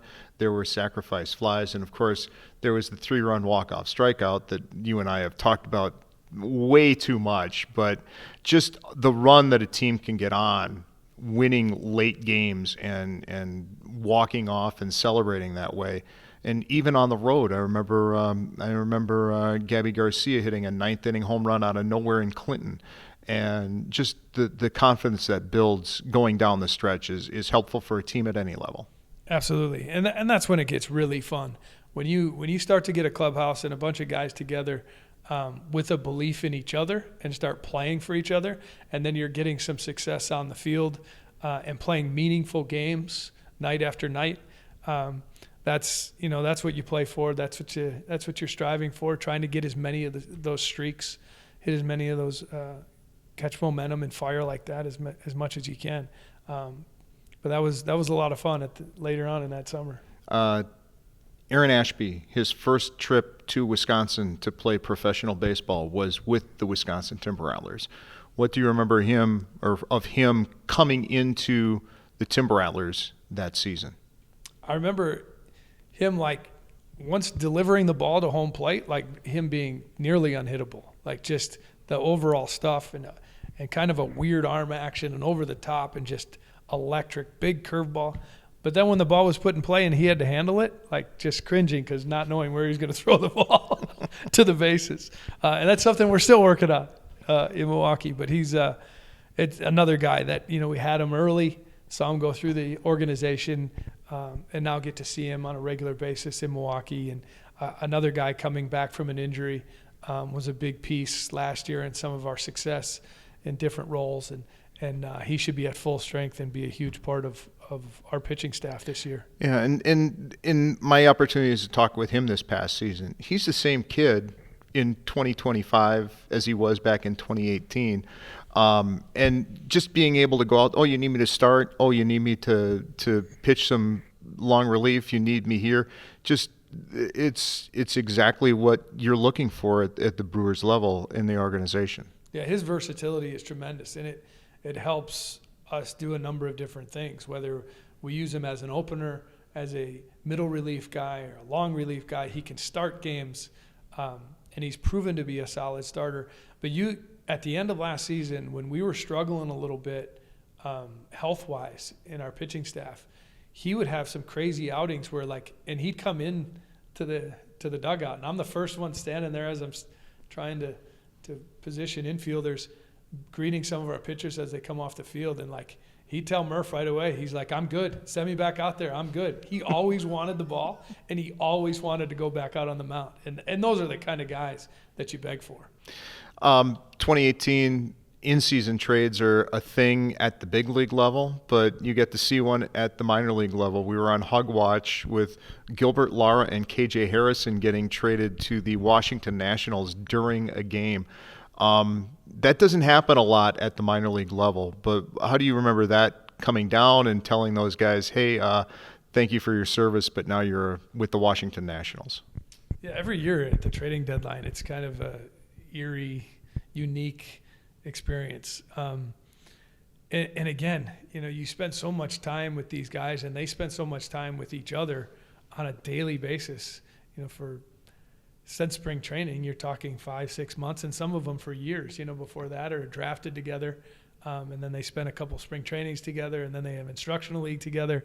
So you develop a friendship and relationships, and then all of a sudden you're told tomorrow you're leaving, or tonight you're leaving, you've been traded to another team. And everything they know, everything that's comfortable in their lives is now turned upside down and uncomfortable. And again, that's part of the business side of things. And some people are lucky enough to stick with an organization and it be very scheduled and routine. And some guys tend to bounce all over the place in this business. It's very unpredictable, and we try to prepare guys for stuff like that. And just because you're traded from our organization to another organization isn't necessarily a bad thing. They see great value in you, and it might be a better opportunity for you to get to the big leagues and fulfill your goals there. The end of the 2018 season was a really tough one. I think it's one of the toughest end of the seasons that I've seen in my time with the team, which was going into Kane County. You win on the Saturday night. If you win on Sunday, you're in the playoffs. But if you lose, you're out. And the game goes extra innings, and you lose on a 3-2, 2-out, bases-loaded walk to force in the tying run in the 10th inning. And then you come back on Monday, and Kane County needs a win to get in. And we wind up sitting through like a 3.5-hour, 4-hour rain delay with you guys leading, and they didn't want to call it because they thought they had a chance to come back. And you wind up ending their season after the game restarts. Just the emotions of something like that happening and just bouncing back to play the next day after getting knocked out of the playoffs. Yeah, I mean, the end of the year, especially in minor league baseball, is as things are winding down and you're tired physically and mentally, to have games like that matter. We always talk about it with the younger players of you're going to be dead at the end of the season. Like you're going to be physically and mentally exhausted, but learning to play through that, through the end of your season, and even if you're invited to instructional league or the fall league or have a chance to play winter ball, how important that is to play through some of the uncomfortable in your body and in your mind. Because ultimately, if you get to the big stage and you're gonna hoist the trophy, you're gonna play, through September. You're gonna play through October, and so that as long as the minor league season is, the major league season is even longer. So we try to get their minds right for that, and so that's the challenge each and every year at the end of the season, as people are looking to maybe do other things in their off season or start to get diverted attention between their ears, finish the task, and that was a challenging weekend there where we were obviously knocked out and disappointed, but had another opportunity and used some of the momentum to knock them out of the playoffs, and we're able to do that. The 2019 season, the big name was Brice Turang, who is, we're going to talk a lot about him here in this segment, but it wasn't so much his defense or his hitting that stood out to me. It was the way that he played. And I think the game that really stood out to me, and we have talked about this in the past, was you guys were down like 8 runs in the 8th inning at Burlington early in the season, and he's the first batter in that inning, and he hits a routine ground ball to second, and everybody's thinking, he's just not gonna. He almost beat it out because he was hustling, I remember you saying, hey, we have a chance if we keep playing like this, and you guys did wind up coming back, and I think it was like scored 7 runs in the 8th and 6 more in the 9th, and wound up winning going away against Burlington. But it was that routine ground ball that showed you the kind of player, him trying to beat it out, that Brice Turang is to this day. Yeah, and he's still doing that. Guys like Brice Turang and Sal Frelick, guys that have the ability and the speed to put pressure on the defense, but also don't take it for granted on a daily basis. I mean, each and every day they're giving you max effort down the line. And yeah, you saw that at an early age, and that's something probably came from his father, instilled in him when he was growing up, and his dad played in the big leagues. And Brice played baseball his whole life, and you can see that he not only has the physical skills for it, but he also has the mindset of wanting to compete every opportunity he gets. I've got to work with him closely, obviously, over the last few years, and you can see it in his daily workload and the routine that he has. We have actually take Brice Turang's daily preparation and what he's put together over his years in the minor leagues and what he now does in Milwaukee, and we've now kind of incorporated it into everybody else's infield preparation. Now, it's not exactly the same, but there's some sort of what Brice does and everybody else's, just because the preparation, the buildup that he has is so good. And to your point, it's not always just about how well do you hit or how well do you throw. It's like it's your want to, and this kid's got a ton of want to. And going to his last day with the Timber Rattlers in 2019, you told me before that game that he was going to get the call up to Carolina, but I can't tell anybody.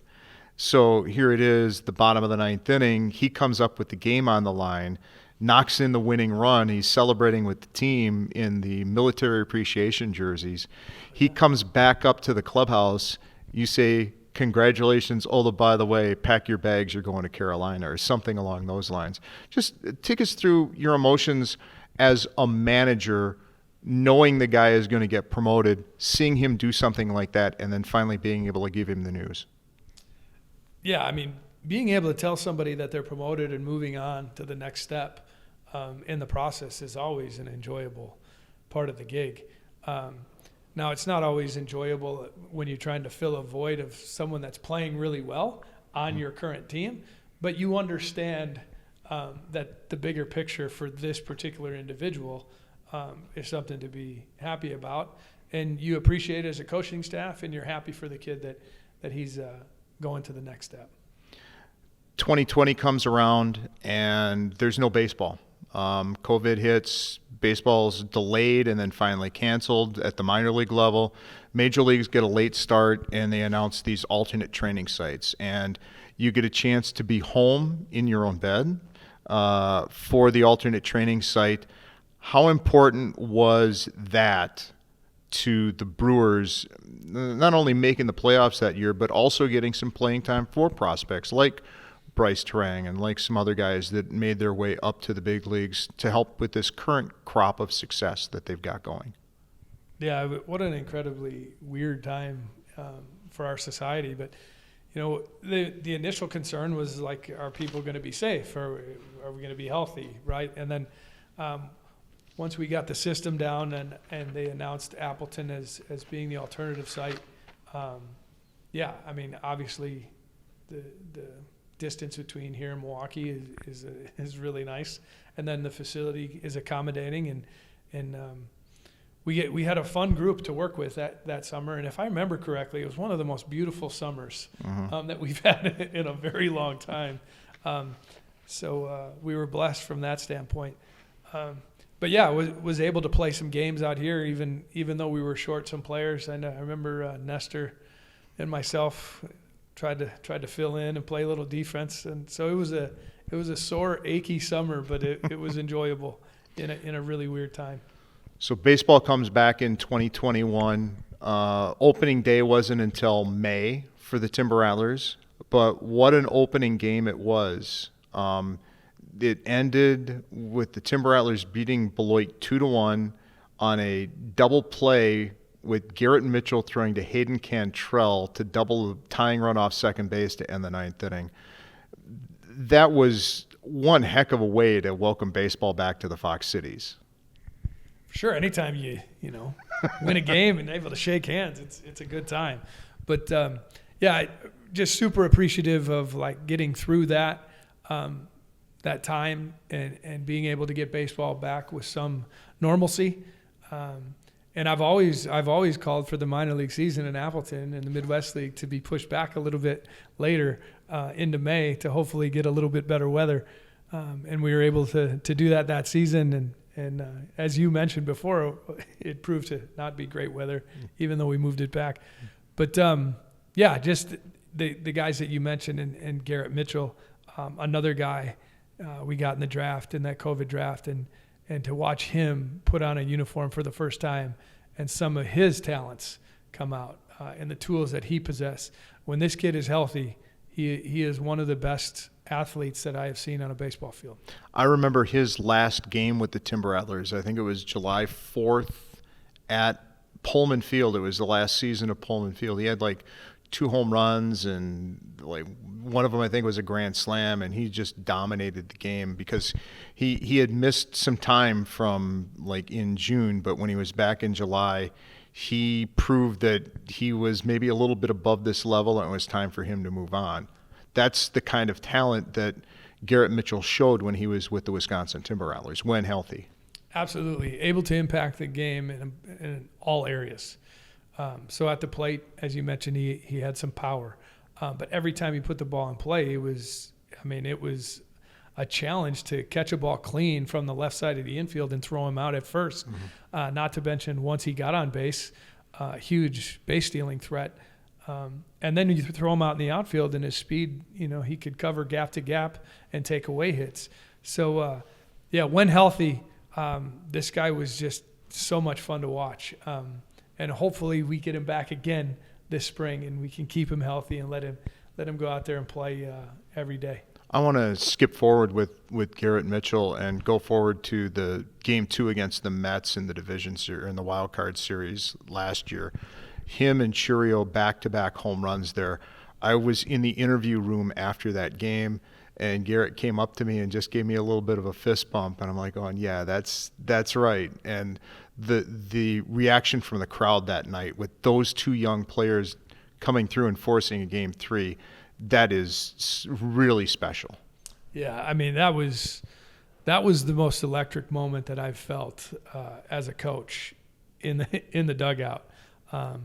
That moment in game 2 and losing, you're done, and able to win that game and get the big home runs from those guys, former Timber Rattlers, is always fun to see. So you lose Mitchell in July, but all of a sudden here comes Sal Frelick, the number 1 pick in 2021. What did you see in Sal those last month of the season here with Wisconsin? Well, grinder. I mean, he's absolutely tough as nails. Like, there's a hockey background, but there's really everything. Like, he likes to compete at everything, right? If there's a ball involved, he wants to compete at it. But here, we talked a little bit about this summer. I said, I don't remember you hitting the ball up in the air at all. You hit the ball on the ground, and then you run into the clubhouse and get on your computer and try to finish your schoolwork, because he was trying to get his degree. But then we didn't have him, obviously, here a long time. And then tracking him and through our organization, and then again getting to see him on his debut, and then getting to see him and work with him in Milwaukee for the last couple of years. You appreciate Sal Frelick on a daily basis. Not always maybe going to do something that one day you come out and watch the Brewers play, but when you see him over a course of a series, over a course of a week, over a course of 2 weeks, and you see how hard he works and the plays that he makes and the effort that he plays with, there's a huge appreciation for that kind of player. How tough was it to leave? I know it was for a big league job, and a Rovers job, but how tough was it to leave the Timber Rattlers after 21 as the manager and turning it over to Joe Aralt for 2022? Yeah, I mean, I spent 12 years in Appleton, and I loved every minute of it. I mean, what a huge opportunity for me, and the timing was right. As soon as I was done playing, to be able to get a coaching job in the town that I grew up in, truly blessed. And to be able to do it not only in the hometown, but to work with the front office here, and how accommodating they've been over the years, and how they just continue to make this place and this facility a great place to play and a great place to watch a game. I mean, like, there's literally no negatives that I can come up with about the time that I spent here. And so once you get through 10 years, and once you go through a COVID situation and everything's a little bit weird, and then you start to see the players that you've seen drafted and come through the system, and now are at the big league level, and you've developed a relationship with the manager and the front office in Milwaukee, and they trust what you're doing as far as a coach and your work, and you think they can help you at the big league level. I obviously was really happy about that opportunity, and then that's kind of taken a little side road. Since then I was the assistant hitting coach and the infield guy, and then the next year I did a little hybrid role between AAA and the majors, and then the last 2 years with Murph, back to being the infield coach, and then hopefully there's many more years to come with different roles, and keep this thing moving along as we continue to try to get into the playoffs and win the National League, and hopefully at some point get in that big dance and bring a World Series back to Milwaukee. Is there time for you to kind of check on how the minor league side is doing? I know the major league is the job and the focus, but do you ever just kind of wonder how the Timber Rattlers did today? I wonder how the Timber Rattlers are doing. Absolutely. We have minor league games on in the coach's office every day. And so it's not just the Timber Rattlers, but we might be watching Nashville. We might be watching Carolina. There's 3 TVs in our coach's office, and 2 of the 3 TVs usually, depending on the time of the day, obviously, usually have one of our affiliates on the TV. And the one closest to me usually has the Timber Rattlers on. How cool is it to see guys that you've managed come up and play at the big leagues, and it doesn't necessarily need to be with the Brewers, but to see guys go up and make it with other teams. But what are your feelings when you see the guys finish that step of the journey and start on another one? Yeah, you're proud, you're happy, but it's about people. Like we always talk about the game of baseball, and it's always going to be wins and losses and competitiveness. But when you're in it as a profession and you grow up in it, and you played years in it, and now I've coached in it for a couple decades. It's about the people that you meet and the relationships that you have, and you get to see what they become off the field and their families and everything else. I mean, that's the really neat part. Everybody sees what they become as baseball players, but some of the success stories that these guys have become off the field with their families and just the type of people that they are is really fun to see. 2025 was a big year for the Brewers, making it to the League Championship Series again for the first time since 2018. A lot of winning streaks in there. What was it like when you guys would get on a 9 or an 11 or at the end the 14-game winning streak? What's the mood in the clubhouse among the coaches and the team? Yeah, I mean, this year was really interesting because going off last year in the defeat in the NLTS or in the wild card, coming into spring training, there was some hunger there. We knew we were pretty good, but we didn't. You never really know until you get out there and get after it. And things didn't go particularly well in the beginning. We got hammered in New York early, and then we were sputtering the first month of the season. You would see flashes of pretty consistent baseball. But then we had some acquisitions that obviously from our front office with Priester. And Priester was a huge one. I mean, his ability to throw strikes and get outs and the way our defense was able to play behind him. And then Quintana was a huge part of that pitching staff or filling the back end. Just the way it started clicking there. And it was just to watch the belief of the team, and you start winning some games, and then you win another game, and then you win a close game, and then you blow somebody out, and just the consistency. It wasn't coming from the same person all the time. The consistency and the depth of our lineup and how we were winning games, hitting balls out of the ballpark, but then running the bases well, and then all of a sudden we're getting a really good pitching performance, and then we're making a game-saving play on defense. The whole aspect of the team. It was really team baseball, and then the belief of the whole group, helped bring that winning streak alive. It was always kind of funny that during one of those big winning streaks, Jackson Chourio was on the IL and missing a lot of time, but he comes back and contributes right away in a game in Toronto. Timber Rattlers fans got to see him in 2022 for a very brief time. Has he even scratched the surface of how good he can be, do you think? Yeah, I think he scratched the surface. I think he's not fooling anybody anymore, but obviously what he's done over the first couple of years, 20 home runs and 20 bags at 20 years old is kind of unprecedented. And yeah, I mean, he's a guy that is going to continue to get stronger. His mind is going to continue to get better around the game of baseball with his experiences, and hopefully just continues to produce. And there's no reason not to think that. I think a lot of fans put a lot of faith in the pocket pancakes. What was behind that, and have you ever had a pocket pancake? I've not had a pocket pancake, but I've seen many of them, and that's just Murph being Murph. I mean, that's an everyday thing. That wasn't set up for TV. That's just something that Murph does and who he is, and controls the narrative in the media pretty good. I think he does. But yeah, you never know what you're going to get, but it's going to be entertaining with Murph. I know it can get tough at times, but it seems like it's a fun relationship in the coaching staff. Everybody stays loose but still gets the work done, and the focus is on how did the team get better? How do we win today? Yeah, and the connectedness between the coaching staff, I think, is something that it can't be faked. We generally care about each other and the jobs that we all have. And Murph and Jason Lane have been together for a decade now.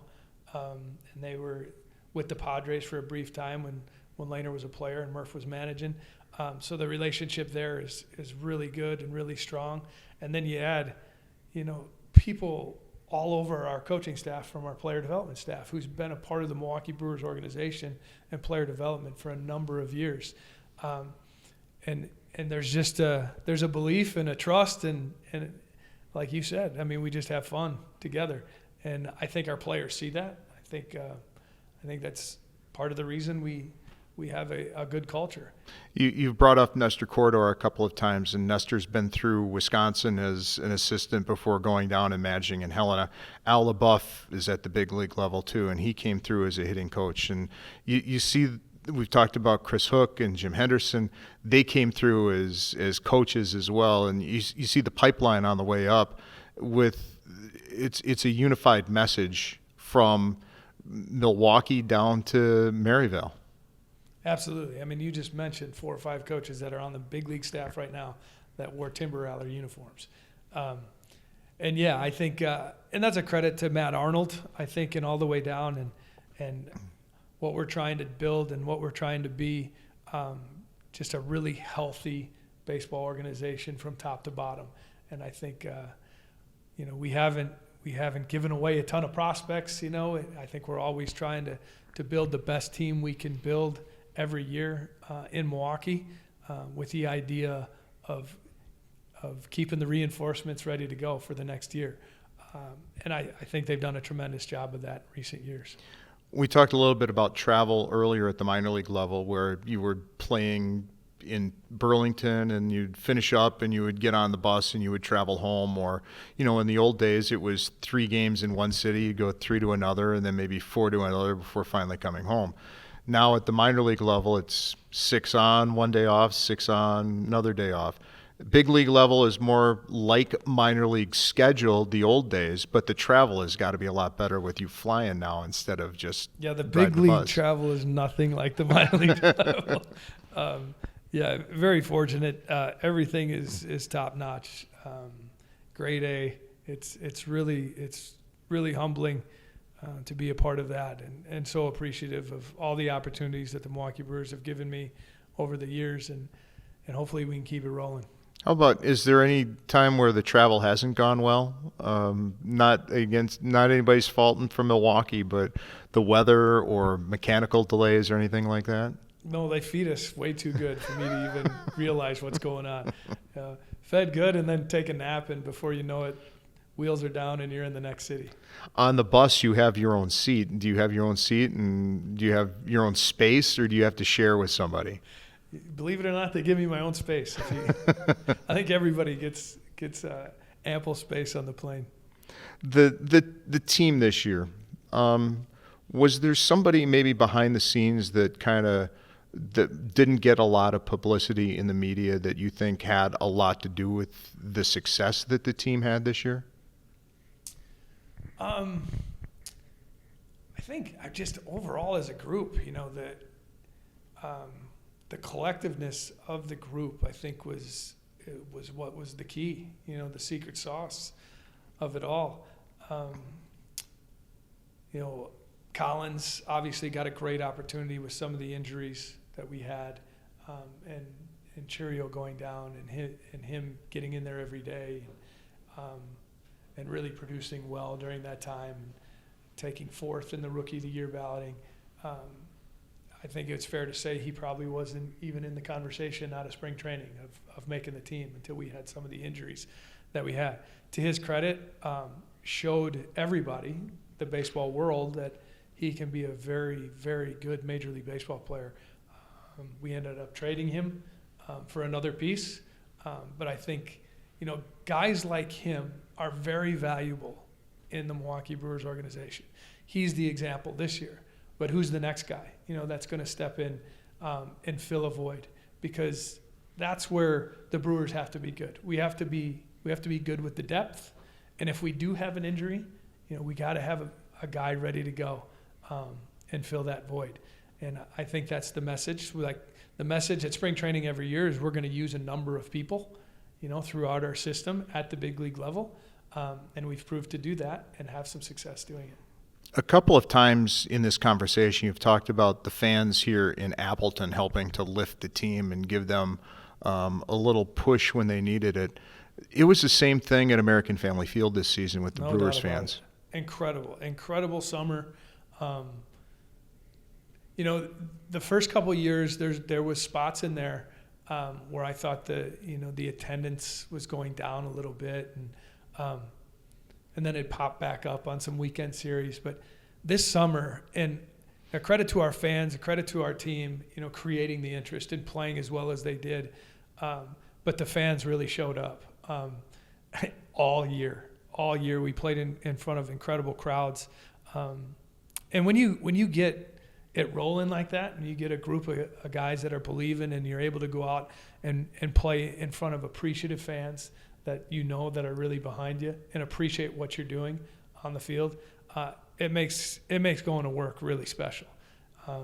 And so, again, another summer where I'm very appreciative of being a part of the Milwaukee Brewers. Now, the Brewers don't have as many alternate jerseys as the Timber Rattlers do, but do you remember in 2019 when you found out the team was going to wear Udder Tuggers for a game, and just how the players reacted to those jerseys and the fan reaction for that game itself?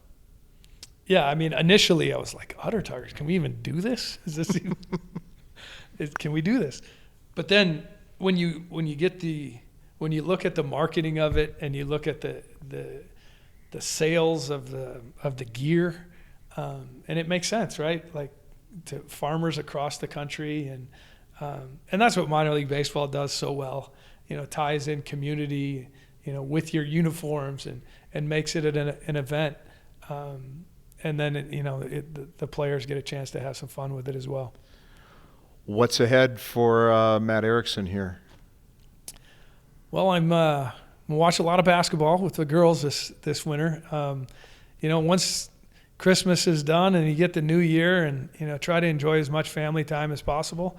You get through that, and then into January, and you start looking, that first week of February, and people are getting into Arizona, and players start calling you, and it's like you get report dates, and then you get the itch. You get the itch to start it back up again and get out of this weather and down to some beautiful weather in Arizona, and then the work starts up again, and we try to build it up.